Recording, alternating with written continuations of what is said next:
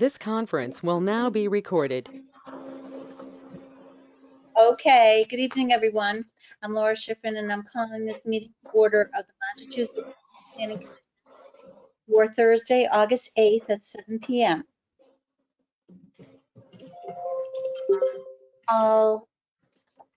Is Brian on? Brian, do you want to do the roll call or do you want me?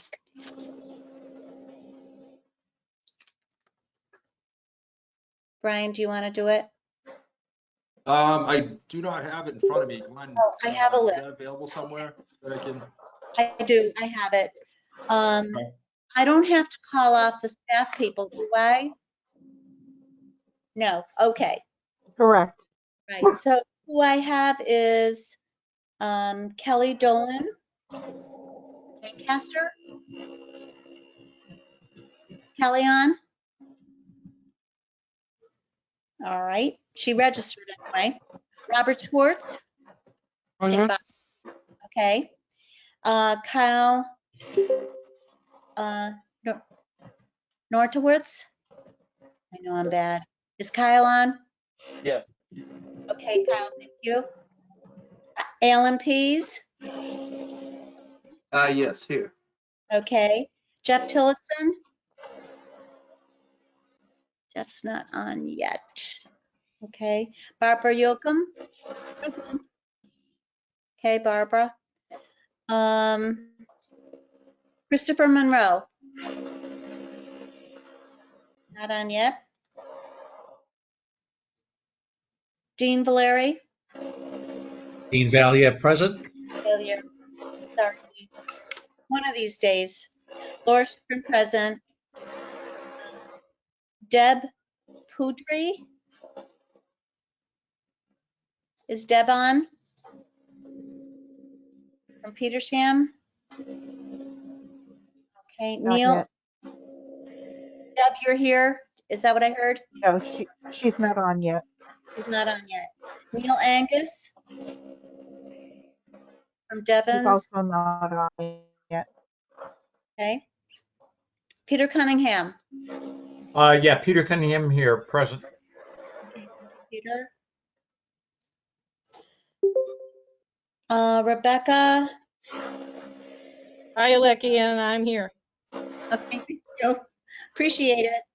From Athol? Bill Duffy? Clinton? Not yet. And Amanda Reed? Present. Lunenburg, thank you. Did I miss anyone? Madam Chair, Christopher Monroe is logged on. Okay, Christopher Monroe's on? Yes. Okay, Christopher.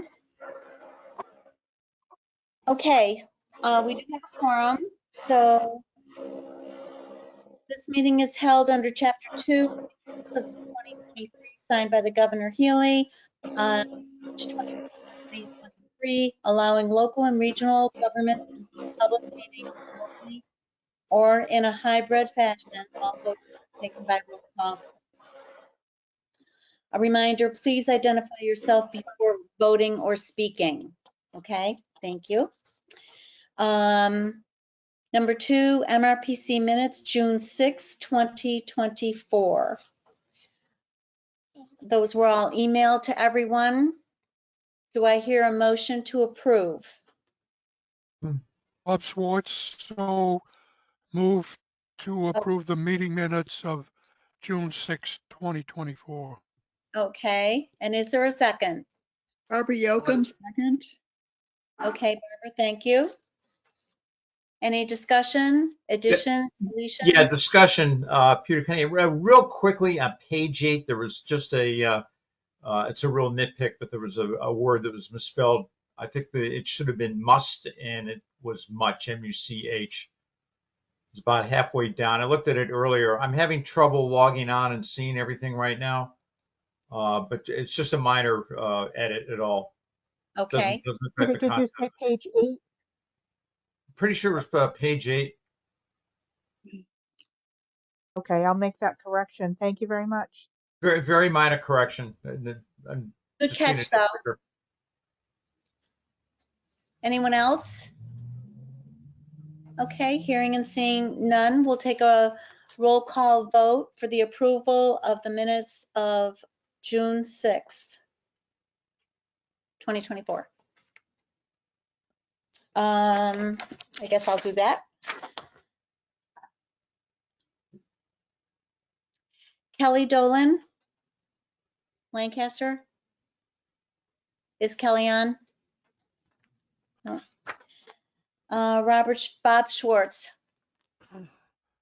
Bob Swartz, aye. thank you. Niall? Kyle? Aye. Alan Pease? Aye. Jeff Tillotson? Jeff not on yet? Barbara Yocum? Aye. Christopher Monroe? Aye. Dean? Aye. Thank you. Laura Schifrin, aye. Deb? Houdry? Petersham? Okay. Neil Angus? No. Peter Cunningham? Yeah, Cunningham, aye. Rebecca? Rebecca Bielecki, abstain. Okay, Rebecca. Phil Duffy?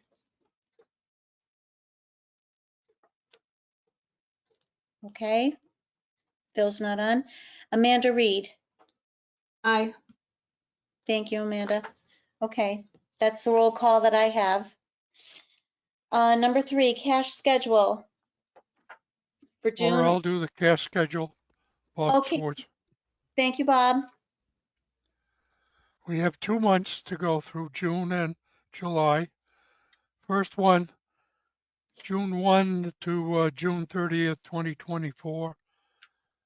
Opening balances are $549,829.78. Cash receipts, $141,589.85. Total cash on hand before this warrant, $691,419.64. Balance after this warrant, $419,447.85. On deposit, $419,447.85. That's for June. Okay, does anybody have any questions on the June cash schedule? Hearing and seeing none, is it okay with you if we go on to the next month and do them both at the same time? I'll buy that. Okay, go ahead. July 1 through July 31, 2024. Opening balances, $419,447.85. Total receipts, $247,091.10. Total cash on hand before this warrant, 600, 500, wait a minute, 650, 666, 538, 95 cents. Less the amount of this warrant, 209,682.97 cents. Balance after this warrant, $456,845.98. Total on deposits, $456,845.98. Those are the warrants or the cash schedules, June and July. Okay, so through July 31st. Thank you, Bob. I'll entertain a motion to approve to accept the cash schedules for June and July 2024, subject to audit. Is there a motion? Bob Schwartz, so move. Do I have a second? Second, Alan Pease. Thank you, Alan. Any further questions? Linda's with us, so if you have any questions, we can ask now. Hearing none, I'll take a roll call vote. Kelly Dolan. Lancaster. Okay, not here. Bob Schwartz. Aye.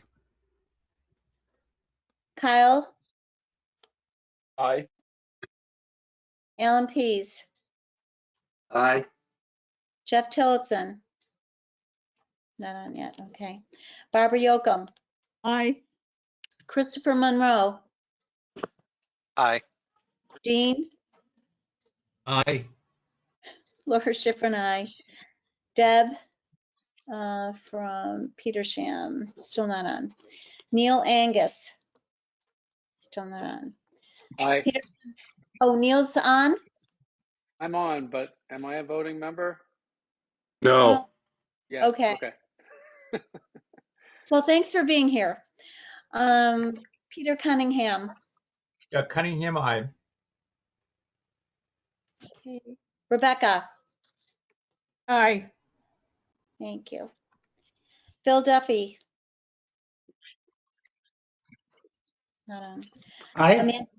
Oh, Phil, you're on. Okay. And Amanda Reed. Aye. Yes, I am. Okay, thank you very much.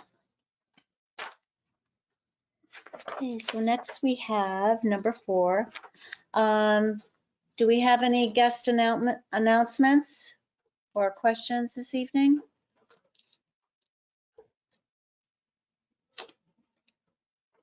None. Before that, I thought I printed off the one that was sent to me today, but we had, my other agenda had, no, 5.4, I think is what.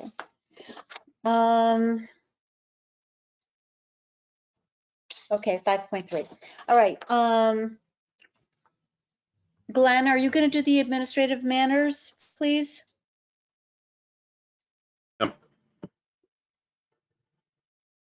are you all set? Yes, go ahead. Very good. Thank you, Madam Chair Lady. 5.1, we had engaged with your approval, Gregor Goodlet for an internship. I'm not going to read it word for word. We'll save some time. And basically, he's resigned as an intern, and he has asked to serve in the fall in his last semester at school, at college, as to fulfill a practicum, basically an on-site internship, not an on-site internship, but basically it's a different form of practicum where he's going to get school credit, earn some credits while he works for us during the fall, and he plans on graduating in December. He's done great work. That's what it basically says in there, and we wanted to continue that good work during his final semester in college. So we're recommending on Karen's recommendation and mine to allow him to serve through December in practicum for his college world, his last semester, which is great. That's the gist of the report and resolution. If you scroll down to the resolution, please, Kayla. We can put that on the middle of the screen. Thank you very much. Be resolved, and I just won't read it. So whoever wants to read it, feel free and make a motion and act. Thank you. Okay, so be it resolved that the Montechusett Regional Planning Commission authorizes management's request to offer temporary employment as an intern to Gregor Goodlet to complete a practicum at Wheaton College during the dates specified above. Is there a motion? Yes, so moved. And state your name, please. Cunningham. Thank you. Tillotson seconds. Oh, thank you. So Jeff is on, okay. Any further discussion? Hearing none, I'll take a roll call vote of the names that I have. So Kelly Dolan, just in case she's in, from Lancaster. No, Bob Schwartz, Schwartz, aye. Kyle, Markowitz, Aye.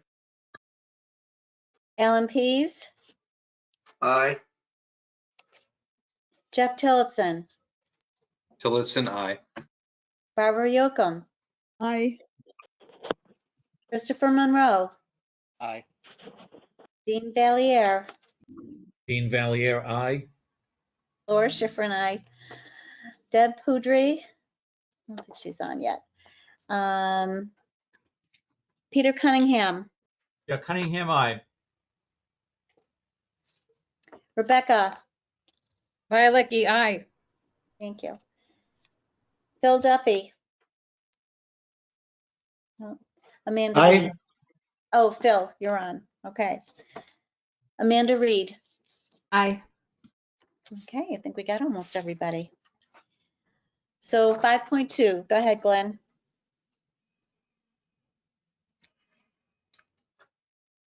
If I can just find my mute button. Thank you, Laura.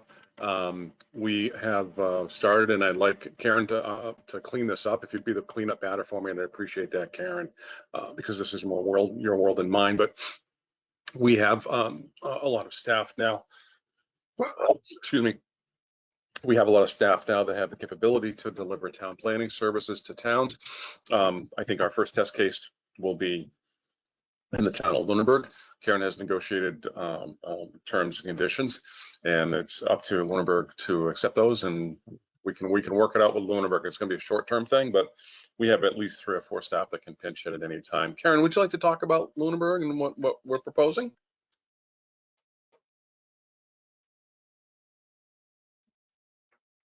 Basically what you said. It's excuse me, it's up to 15 hours a week. Processing applications, well, not processing them, but reviewing applications, writing decisions, providing guidance to the planning board, attending the planning board meeting. They have an administrative assistant who do all the administrative, the posting of legal notices and such. So that's our proposal. And I believe they're going to accept it, and we would be starting to do that on September 3rd. Okay, does anyone have any questions for Glenn or Karen? Yeah, Madam Chair, not so much a question, but Karen, your audio is coming through really mumbled. It was hard to understand that. Yes, I know. I have a bad port. Oh, that's good. That's good. That's good. Whatever you're doing there. I'm yelling. All right, good. Keep on yelling. Okay. Okay. All right, does anybody have any questions for Karen or Glenn? Okay, seeing none. So this was informational only, but sounds like a great service. Yep. 5.3. This is what I asked to bring up. Go ahead. Am I not? Is this okay for No, me to please. talk on this? I was going to say, yeah, please take this. You asked us to be on the agenda, so would you take the lead on this, Laura, please? Yes, I will. As this right says, unfortunate oversight, Senate drops Devon's committee, adds DEC to Devon's housing working group. I wanted it sent to, when I got this, and I forgot how I got it now, but I thought, wow, do we all know about this? And I thought, and I'd like to have Barbara and Jeff Tillotson, if you would, speak to this if you have any information, because I thought that, Jeff, I thought you were on that committee like for years. Madam Chair, it's Jeff Tillotson here. What's confusing is this, and let me lay out the structure. There are people who meet from the towns of Shirley, Harvard, and Ayer that are part of what's called the Devon's Framework Committee. And that has been ongoing, and by all means, whoever can help me with this, please jump in. So the Framework Committee has been meeting for years. Part of the 498 of 90, whatever, 96, I forget the numbers now. There should also be local committees that work up through the Framework Committee to get a resolution on Devon's. If you're all confused at this point, don't worry. It gets better. The Devens, the Harvard has had a very active group working on the Devens issue. When the House and Senate took up the latest bill, they were left off the bill and they don't have a seat at that quote unquote table to talk. So the issue is that the people in Harvard who have done a great deal of work towards the resolution of what to do with Devens in 2033 were left out of the decision-making process. It's my understanding that, and I'm going to get this wrong off the top of my head, I think the Senate is, either the Senate or the House are discussing this issue right now. It did not get passed with the last budget. So I'm not going to take a breath and say we're standing back. If I can give you a little bit of background, everybody. Lancaster, Shirley, Harvard, and Devens are the four players. I'm sorry, Lancaster, Shirley, Harvard, and Ayer are the four communities within which Devens exists. Our traditional boundaries make up a part of Devens. 100 years ago or so, Devens took over as a base. When they decided to dissolve Devens as a base, they didn't know what to do with it. No one knows what to do with Devens. So they gave Lancaster, Shirley, Harvard, and Ayer seats at the table, if you will, in discussing what the resolution will be for Devens. Harvard took a lead on it many years ago, and the Harvard committee is what got left out of the current legislation. Yeah. Jeff, if I could jump in, Neil Angus. Please do, Devens Neil. Enterprise Thank you. Commission. Yes. Yeah. Just to correct you, Jeff, the Devens Regional Enterprise Zone is comprised of portions of Ayer, Harvard, and Shirley. Lancaster is not part of the Devens Regional Enterprise Zone. It is still an active portion of does have an active portion of the military base that's still active. That's the Devens Reserve Forces Training Area, which is the land south of Route 2. But everything that's within the Devens Regional Enterprise Zone is north of Route 2, and it's comprised of the portions of the towns of Ayer, Harvard, and Shirley. That is the jurisdiction that the Devens Enterprise Commission oversees, the planning, zoning, and implementation of the reuse plan, which the reuse plan is what was developed by the surrounding towns with input from all the surrounding towns. The working group that Jeff's referring to was a working group established to determine what the disposition of Devens would be in 2033. The legislation that governs the redevelopment of Devens is Chapter 498 of the Acts of 1993. In that act, it states that by 2033, the surrounding towns and the Devens Enterprise Commission and Mass Development have to figure out what Devens is going to become. Is it going to become its own town? Is it going to revert back to the underlying communities? Or is it going to become some combination or something else that nobody has thought of?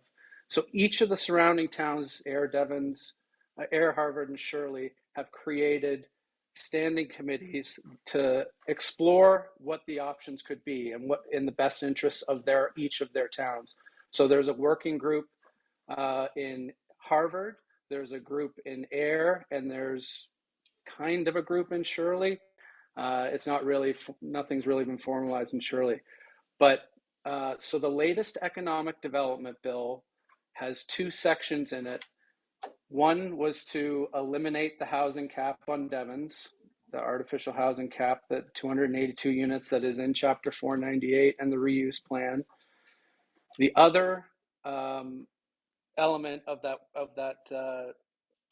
economic development bill was to create a working group to explore rezoning a portion of Devens to allow for residential housing. So two parts: lifting the housing cap, which would allow for additional residential development to happen in Devens beyond the 282 housing units that are already allowed. And that would allow additional housing in the existing residentially zoned neighborhoods. The second part was to create a working group to explore additional options for housing in the Innovation Technology Center District, which is a central portion of Devon's that's currently zoned for commercial and doesn't allow residential. This is all to do with affordable housing issues. The state's looking at all their surplus lands and available lands and looking at opportunities for getting more opportunities for affordable housing in the state. So this working group was going to be comprised of members from the town, representatives from the town of Air, the town of Harvard, the town of Shirley, Mass Development, and the Devens Committee, which is a group of Devens residents. There are around 500 residents that live on Devens, and they formed what's called the Devens Committee.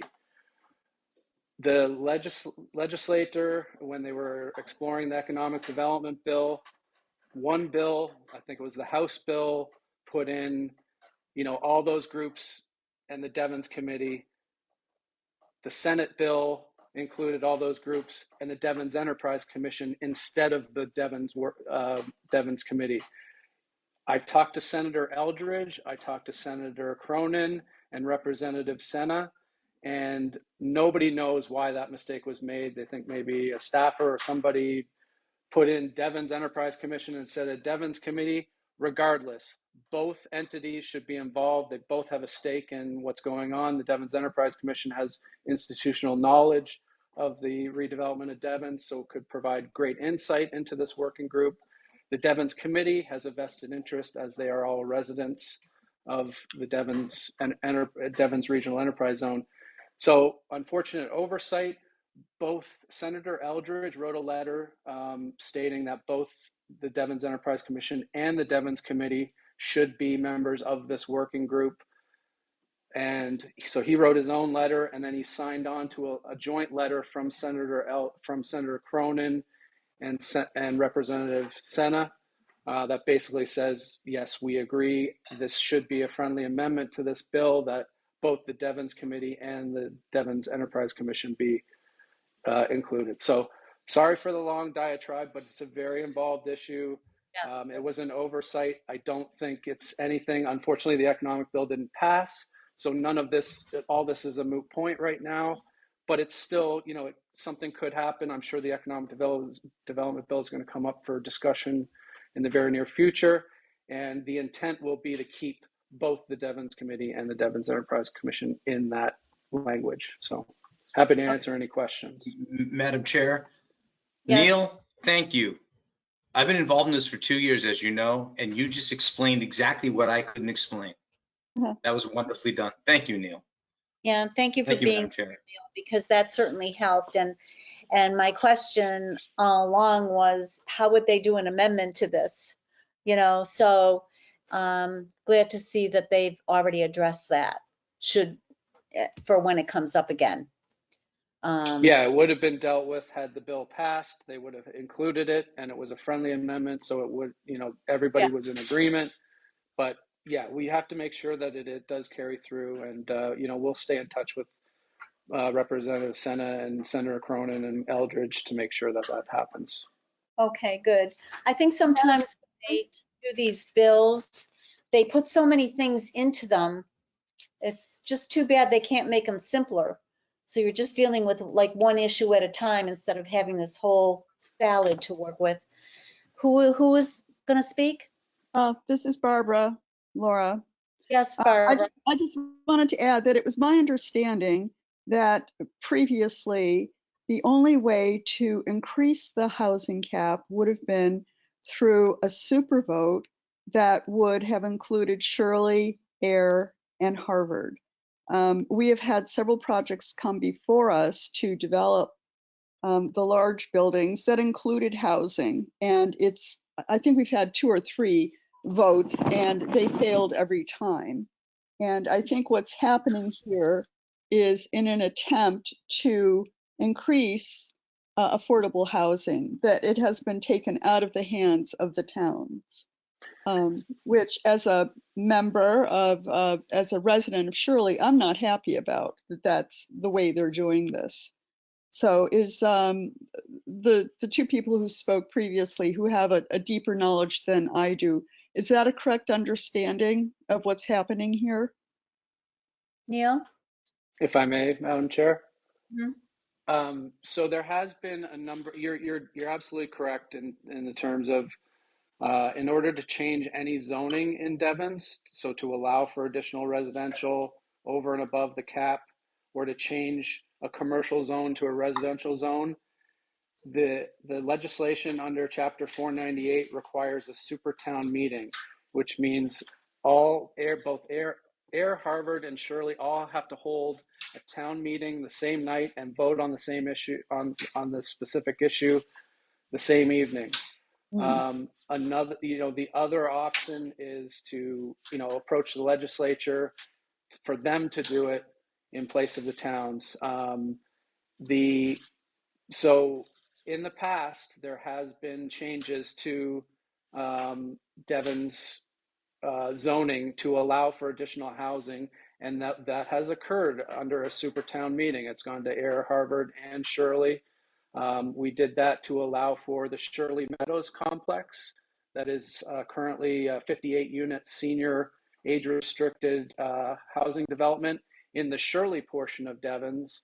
That was not, residential was not allowed in that zone, so Mass Development approached all three towns, conducted a super town meeting, and passed a zoning amendment that would allow for housing in that district, and that allowed the Shirley Village growth to happen. So there was public input as part of that. There's been a couple other zone changes that have passed. The one you may be referring to that, tried a few times and failed was Vicksburg Square, the rezoning of Vicksburg Square for housing. Yes. That was tried a few times and did fail. This proposed legislation does not change the zoning for Vicksburg Square. It creates a working group to explore the options of converting the zone in which Vicksburg Square is located to allow for housing. So not to change the zoning and not to just have the legislature change it. It's creating a working group, an advisory council to basically provide a report to the legislature on should housing be allowed in this district or zone. And that's going to include representatives, if the bill passes with the language, that will include representatives from the town of Shirley, representatives from the town of Air, representatives from the town of Harvard, Devens Committee representatives, Mass Development, and the Devens Enterprise Commission. Okay, that's much more nuanced than I thought it was. So thank you for that explanation. Thank you, Neil. That's very close to my reading of it, so thank you very much. And Neil, I appreciate, you've been doing this for over a decade, Neil, and I appreciate all your knowledge. I really do, because I deal with the personality side with it here in town, and you've done a very good job of laying out exactly what the challenge is without going into personality. So thank you. Well, thank you. And I mean, that's one of the reasons I'm here. I want to make sure we clarify any misconceptions, or if somebody's not sure about something, please don't hesitate to reach out to me. I'm always available. If I can't answer it, I will find somebody who can provide the answer. Thanks for sharing this, Laura. It was really interesting. Yeah, I thought, well, most of us are in planning stages, or planning board for future development of all of our cities and towns that belong to MRPC. So I thought that we should all be abreast of what was going on. And I'm thinking, Glenn, you asked Neil to be here because I wanted this on and more clarification for it. Because when I first saw it, I was like in shock. But now I understand, that it was actually an error or oversight. And this is how we got here, and this is where we may be able to go. So I appreciate that. So thank you both. And Glenn, do you want to go on now? Unless anybody has any other questions, we'll move on to 5.4. Hearing none. Glenn, 5.4. Sure. Thanks, Madam Chair Lady. I can't take credit for emailing Neil. I think we discussed it at a last meeting, and then he took the initiative to be here tonight when he saw the agenda. So thank you, Neil. Very much appreciated, because I don't remember emailing Neil, but he's a stand-up guy and he does these things. So thank you. My pleasure. Again, anytime. I do expect it to be in the minutes. so that we will have it for everyone to read, perhaps people that weren't here, okay? Excellent. Excellent. Okay, I'd be yes. happy to email you the letter too from Senator Eldridge and Cronin and Representative Senna if you'd like to include that as well, so you can see the response. Yes, thank you. Please. Okay, Glenn. Thanks, Laura. 5.4, about July 31, it says in the first paragraph, Leominster Mayor Dean Mazzarella submitted a request to the MRPC to conduct in italics a detailed analysis of the impact due to the closing of the hospital, Neshoba Valley Medical Center, and its impact on member communities of MRPC. We met either Monday or Tuesday as staff internally. We talked a little bit about it last week. We met this past Monday or Tuesday. So we basically have a team led by Karen with Tracy Murphy and Zach Kay, who are really the people in the trenches on this issue. And honestly, I use the analogy, I'm just turning the wheel on the head of the ship, but they're in the engine room, they're doing the jobs. So what we want to do is do at least a draft quick analysis by August 15th. On that evening, there will be a public hearing put out by or managed by the State Department of Public Health. It'll be at the Devon's Commerce Center, and that between the issuing the draft and then a few business days later, maybe I think we picked that Friday or the following Monday to actually upload the report to the website. We just basically, we've already spoken to someone at the hospital, 490 employees. If the hospital is closed, we out of work. Evidently some of the main issues or the primary issue is, look, if there's no hospital for those 17 communities, then Life Flight and ambulances will have to travel further to other hospitals, Athol, Gardner, Leominster, and then east of that, and then south of that, theoretically north too. And the travel time for the people, in the backs of the ambulances or flying in the ambulances will increase the lead time by, it will double the lead time, if not triple it. So the Neshoba Valley Medical Center is deeply concerned about their travel time for their patients. And quoting the person I spoke to, she said, if the hospital closes, people will die because of the longer rides. So the hospital, the legislative delegation, just about everybody in the region, especially close to here, Shirley, around that area, that catchment area, everybody, there's a movement to request the governor declare a state of emergency to allow more time for the hospital to be purchased. Basically, they're trying to have the governor do, I don't want to call it a stalling tactic, but really issue a state of emergency so this can happen. So in the meantime, in the sidebar, we're going to do some data analysis, and this just dropped on our lap. It's a huge, huge issue, and we're going to do some due diligence on it from the data analysis impact. What happens if 490 people are not working there anymore? Well, the workers' compensation trust fund gets hit. There's less taxes that are being paid. We all know the ripple effects. So this is just more of an information, putting it on your radar screen. And please watch our website for the final report that'll be out basically later in August. If you are in those areas, like Barbara and Shirley and Jeff and Aaron, the others, because I can see you in the meeting here, that public hearing notice is later on. There's going to be a page in this handout, which is just one page. It's got a yellow background, and those are all the details about the public hearing, which I believe is a week from tonight at Devon's Common Center. Kayla, could you scroll down, please, just to see if that public hearing Glenn, before you go on. Yeah, no, I'm not going to go on. Go ahead. Question time. Okay, may I ask you a question? Ma'am. Okay, so I had heard on NPR that Governor Healy had that there's $30 million that are being put towards keeping these centers open. Yeah, Had you heard that? Okay, I don't know about that. We're still gathering. Yeah, Madam facts. Chair, I can speak a little bit to that, I think. Can you state Peter Cunningham from what you Groton. want to- This has been a huge issue. Jeff is certainly in tune with it because our communities have, in fact, both declared public health emergency due to the closure.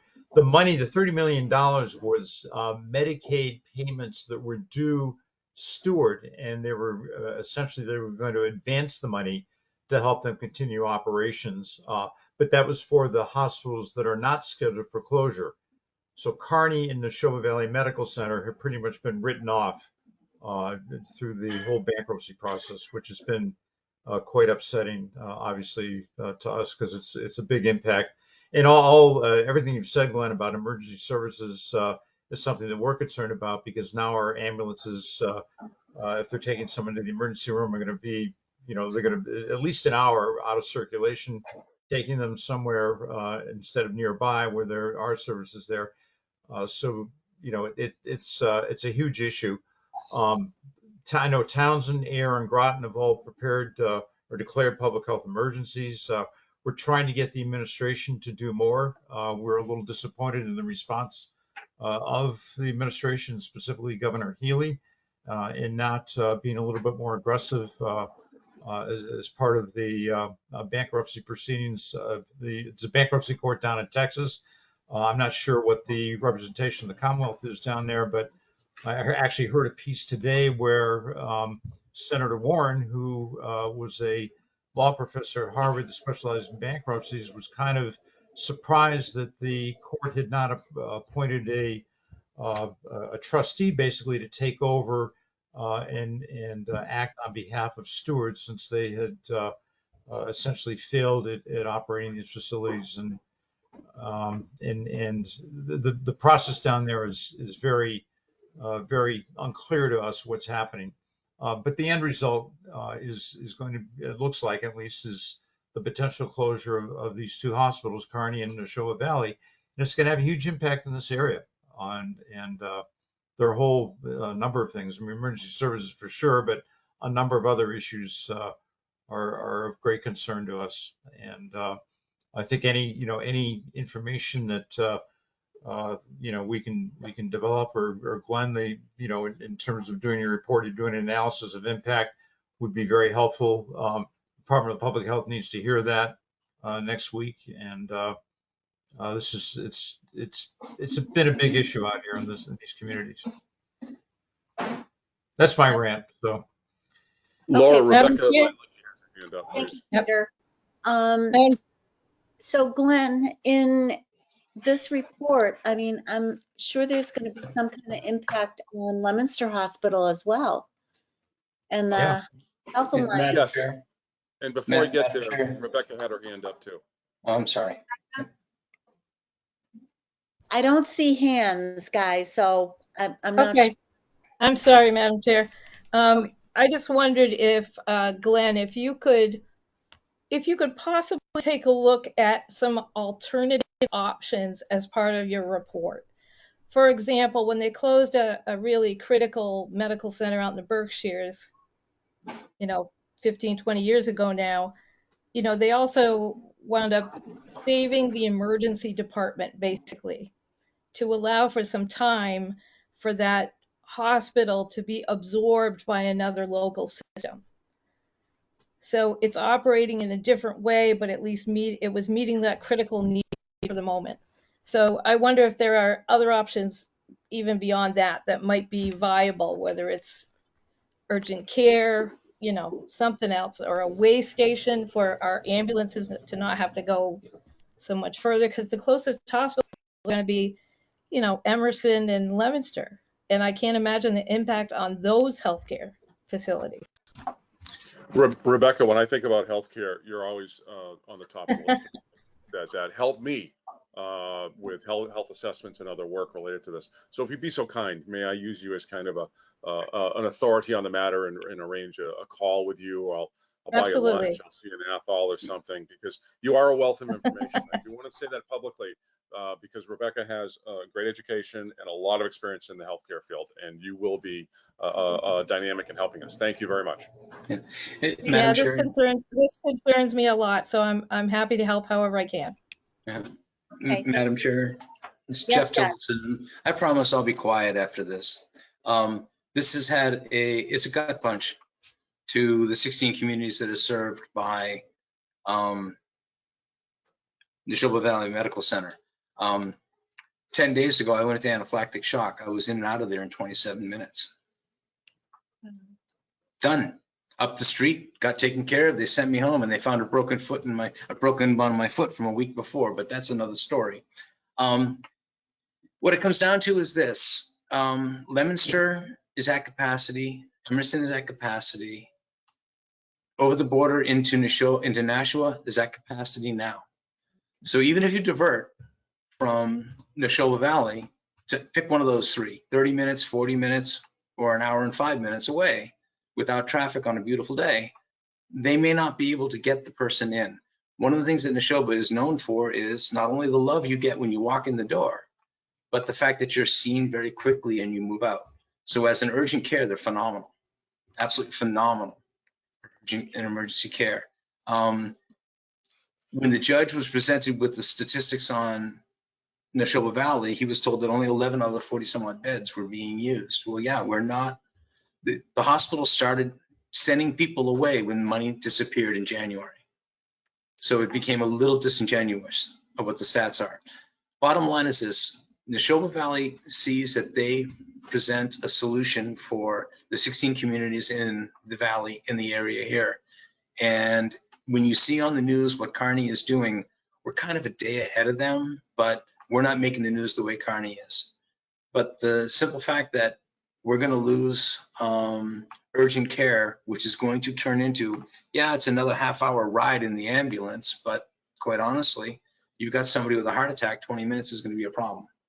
So I'm going to stop at that point. And any support you all can do by Save Neshoba, Save Lives is on Facebook, and there's all kinds of opportunities every single day to let our people on the Hill know what's going on. And that's the only plug I'm going to do for that. Thank you, Madam Chair. All right, thank you, Jeff. Yeah, it's tough. And Glenn, you've got your work cut out for you to try to come up with some options before this hearing, for sure. We'll see what we can do. I believe Holly just told me by text that Peter had his hand up, I think. Yeah. Peter?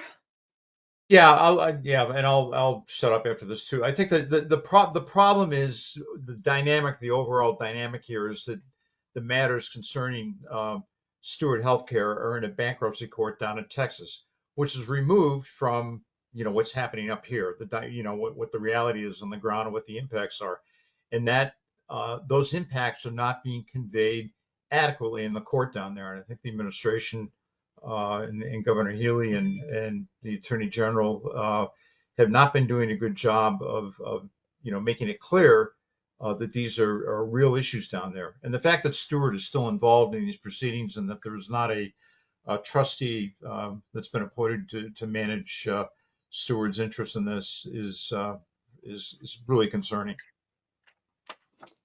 I agree. I definitely agree. Does anybody else have any comments they'd like to make? Because I certainly want to recognize anybody who does. All right, Glenn, would you go? Madam Chair, if I could add something? Just two things.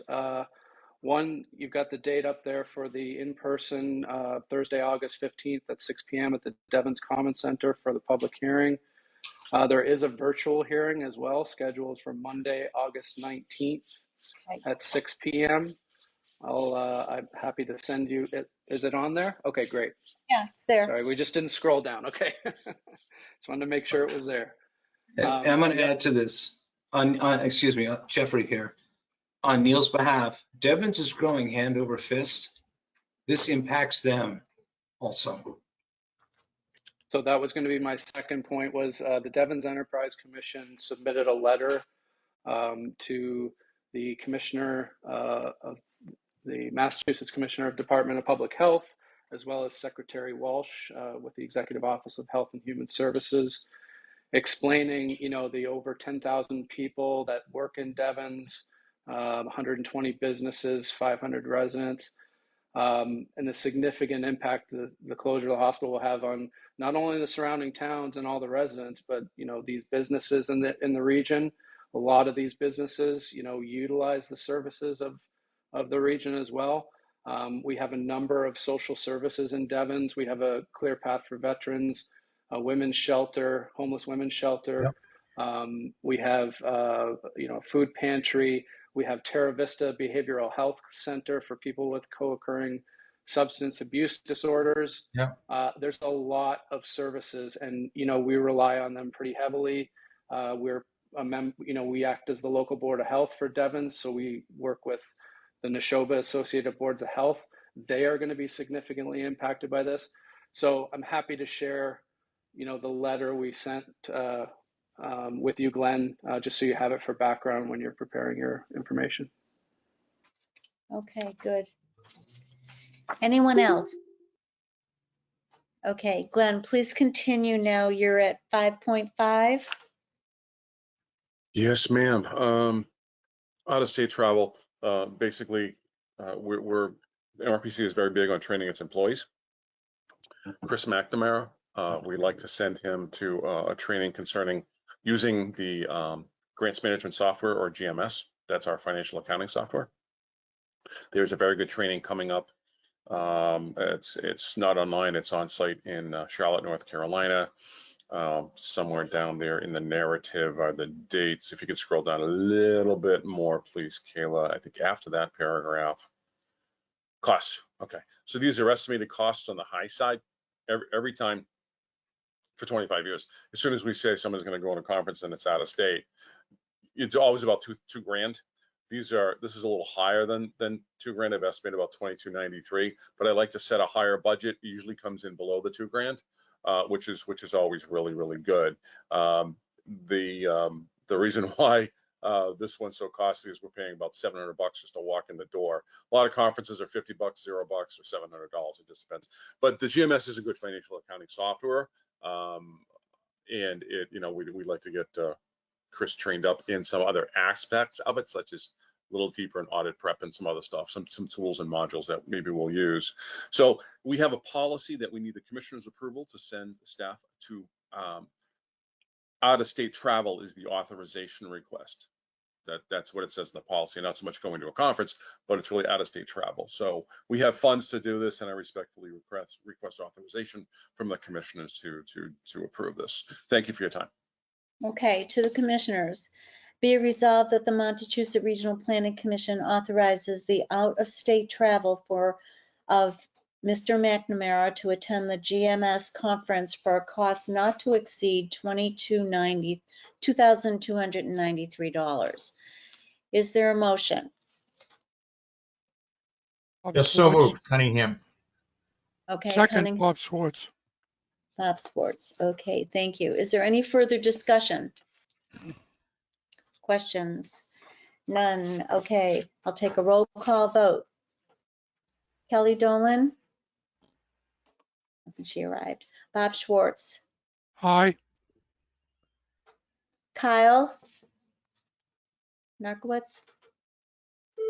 Aye. Alan Pease? Aye.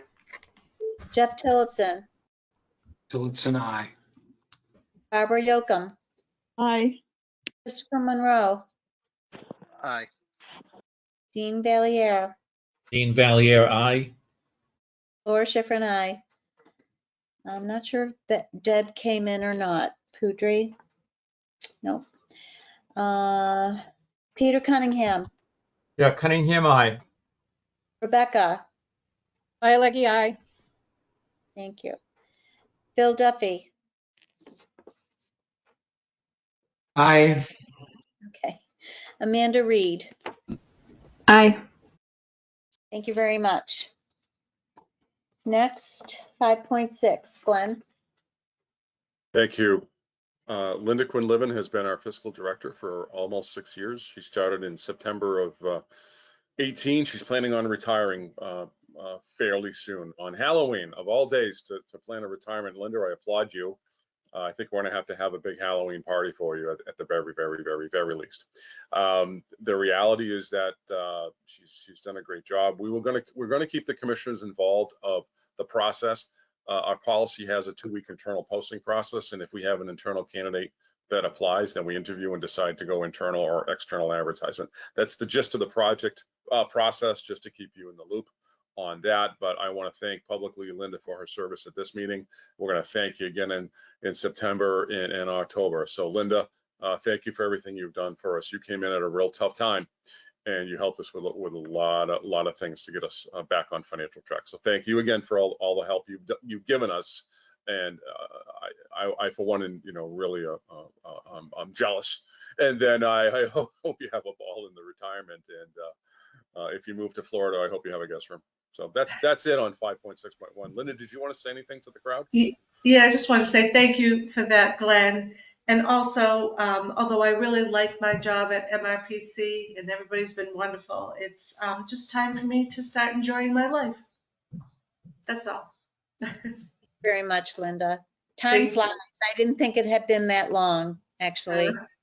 So, all right, Glenn, 562. Yes, and I would love Karen to chime in on this and talk about this a little bit more if she wishes. She's not required to, but the MRPC staff, Jeff LeGros and Karen and other people contributed, and Jeff took the lead, I believe. Karen, you'll talk about that, to pursuing municipal vulnerability program funds or plan funds, MVP we call it. No, it doesn't stand for most valuable player, but this was in response, and the planning development team with Jeff and Lee came up with this idea to really look upstream, learning downstream, in response to, or the after response, if you will, to the September 11, 2023 Leominster flood. Excuse me. So this is a project that's going to last 2 years.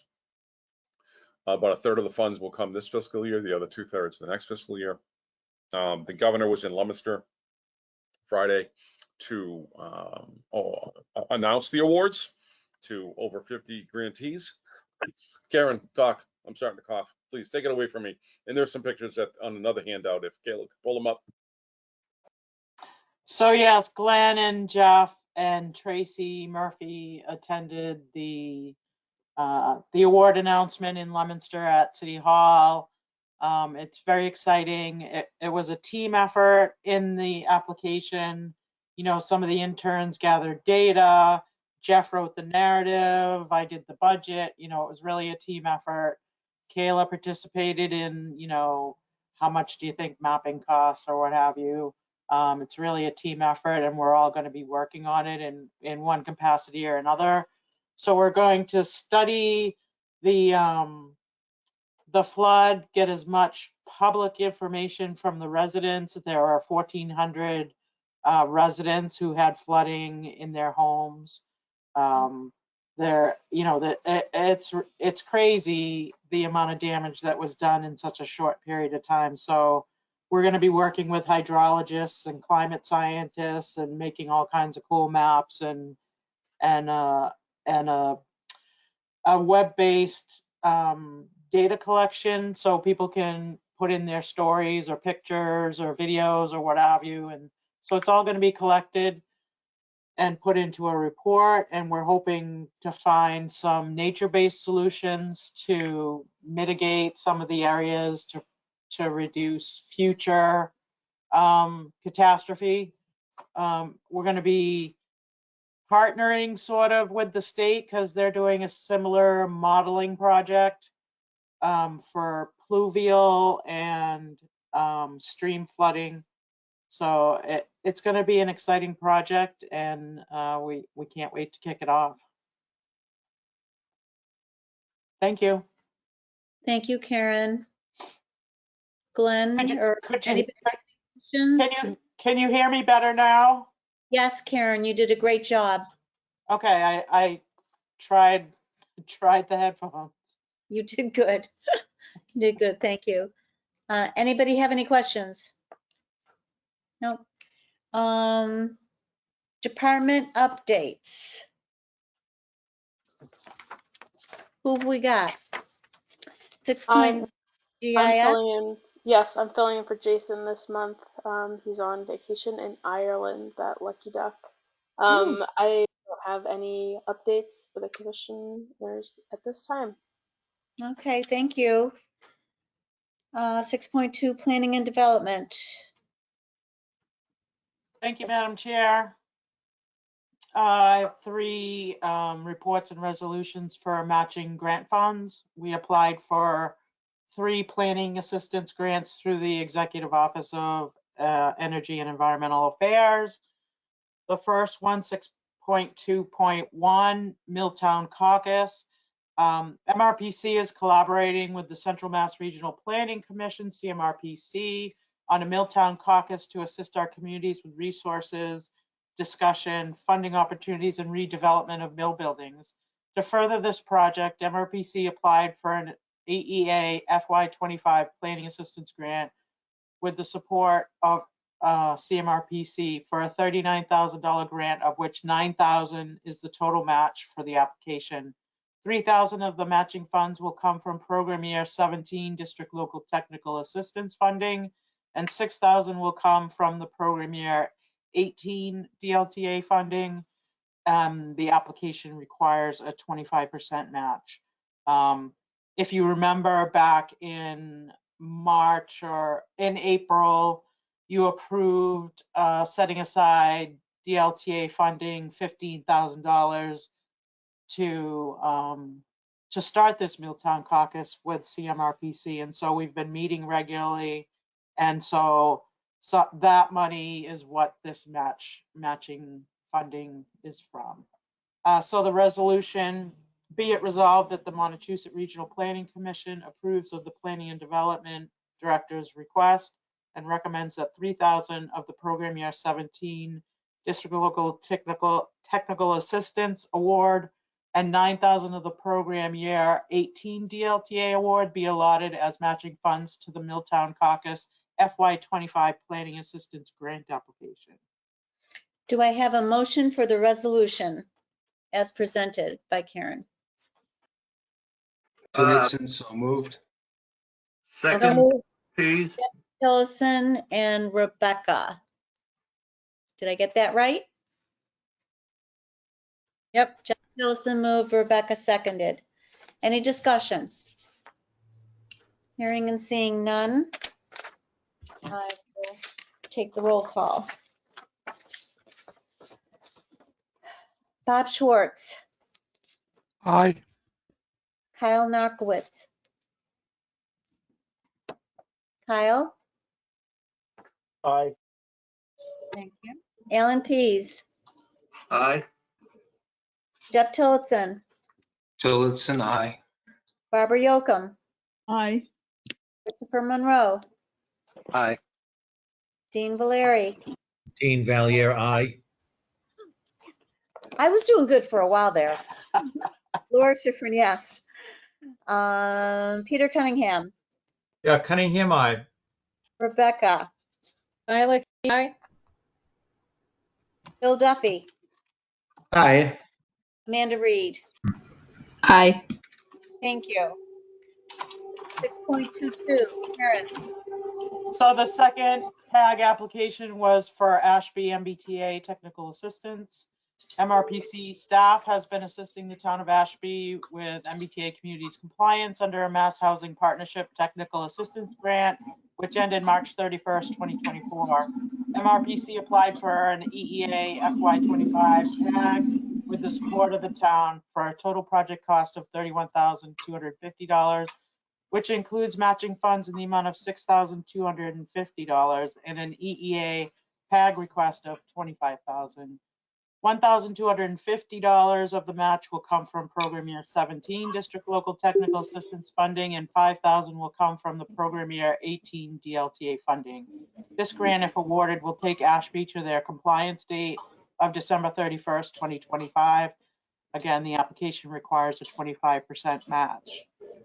And the resolution, be it resolved that the Montechusett Regional Planning Commission approves of the Planning and Development Director's request and recommends that $1,250 of the Program Year 17 DLTA award and $5,000 of the Program Year 18 DLTA award be allotted as matching funds to MRPC's FY25 Planning Assistance Grant application for the town of Ashby.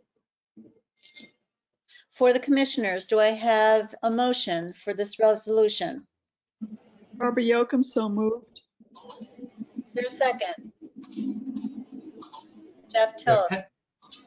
Cunningham, second. Oh, Cunningham, second. Okay, you guys are fooling me because I can see your names come up. Okay. Jeff can Any take it, that's all right.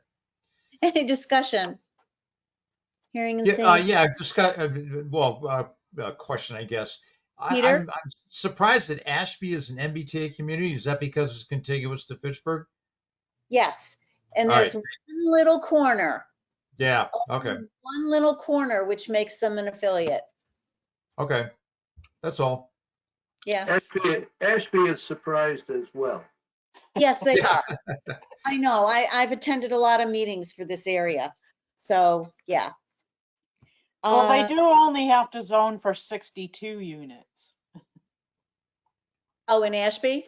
Yes. Yeah. It's a lot for Ashby, don't get me wrong, but. Yeah, it is. And Yeah. it's just one little section. Well, actually, they can do it anywhere in the town of Ashby. It's only because of that little section that they have to do it at all, which abuts that area. But if there's no other discussion, I will take the roll call. Bob Schwartz, Aye. Kyle Narkowitz, Kyle, I know you're there. Aye. It takes a minute because I have slow internet. Okay. I live in the middle of nowhere. Okay. Alan Pease. Oh, well, you're in Royalston. Okay, I just saw that. Yes, you are in the middle of nowhere. Okay, Alan Pease, Aye. Jeff Tillotson, Tillotson, aye, but Royalston is God's country, let me tell you. I thought it was all God's country. Barbara Yocum, Aye. Christopher Monroe, Aye. Dean Valier, Dean Valier, aye. Laura Schifrin, Peter Cunningham, Yeah, Cunningham, aye. Rebecca. Lickey, aye. Okay. Bill Duffy. I know he's there. He was there. Wasn't he there? All He's right. signed off, Laura. Oh, he did. Okay, thank you for letting me know. You're welcome. Because I know he's in Clinton, so that wouldn't be He's as still bad up as. on the screen. He's still on the screen? Yeah. No. Okay. He's grayed out. Okay. Amanda Reed. Aye. Okay, thank you. All right, so next is, don't you have another one? Yep. Yep. 6.2.3. MRPC staff have been assisting the town of Townsend with MBTA communities compliance under various funding sources. During this process, it was discovered that the town's zoning bylaw section for site plan review is intertwined with their special permit process, meaning that the site plan review process is not separate from the special permit process and therefore is not the by right process it needs to be. MRPC applied for an EEA FY25 PAG grant with the support of the town for a total project cost of $31,250, which includes matching funds in the amount of $6,250 and an EEA PAG request of $25,000. $1,250 of the match will come from program year 17 DLTA funding, and $5,000 will come from the program year 18 DLTA funding. This grant, if awarded, will allow MRPC staff to strategically and methodically separate these two processes to allow applicants a simpler site plan review process and allow the MBTA communities overlay district and bylaw to be compliant with the by right requirements of the multifamily housing permitting process. Again, the application requires a 25% match. And just so you all know, program year 18 DLTA is next calendar year 2025, but because it's already in the budget, the FY25 state budget, we can pre-vote it. So be it resolved that the Montechusett Regional Planning Commission approves of the Planning and Development Director's request and recommends that $1,250 of the program year 17 DLTA award and $5,000 of the program year 18 DLTA award be allotted as matching funds to MRPC's FY25 Planning Assistance Grant application for the town of Townsend. To the commissioners, who will make the motion for the resolution?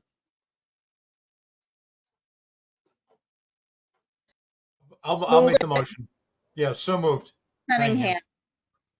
And then I saw Rebecca. Second. Okay. Any discussion? Any questions? Hearing none, I'll take a roll call vote. Bob Schwartz, Aye. Kyle Narkowitz,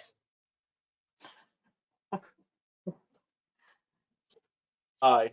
And everything moves a little slower in Royalston. okay, I was waiting. Alan Pease, Aye. Jeff Tillotson, Tillotson, aye. Barbara Yocum.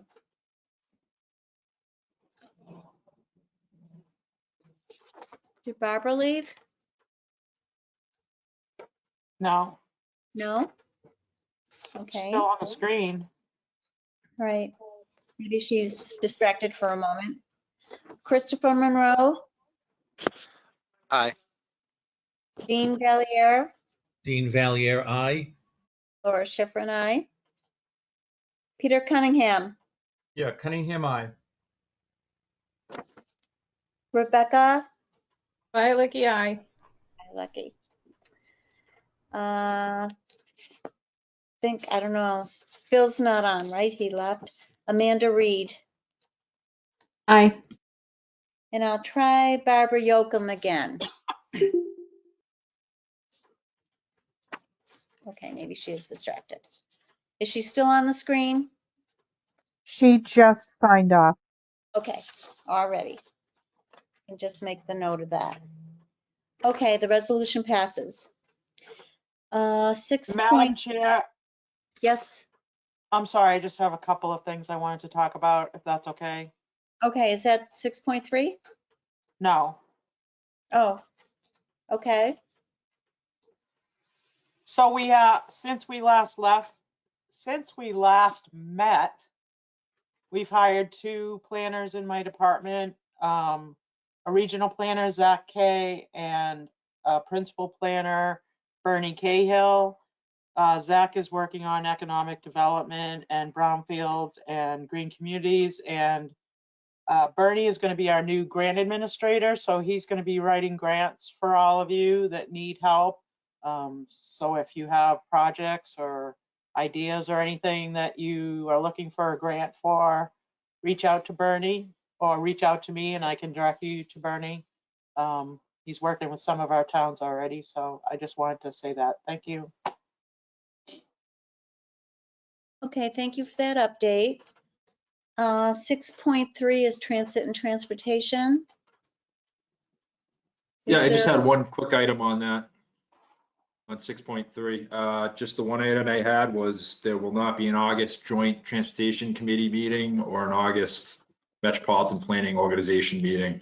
So the next meetings for those groups will be in September. That'll be September 11th for the JTC and September 18th for the MPO. Okay. Thank you for that. Number 7, new business. Anybody have anything to bring up? No? Everybody tired? Okay, so our next meeting is September 5th at 7 p.m. And I'll entertain a motion to adjourn at 8:13 p.m. Let's so move. Is there a second? Everybody say aye. Aye. Aye. Aye. All right, everybody, take care. Stay well. Aye. Stay safe. Good night.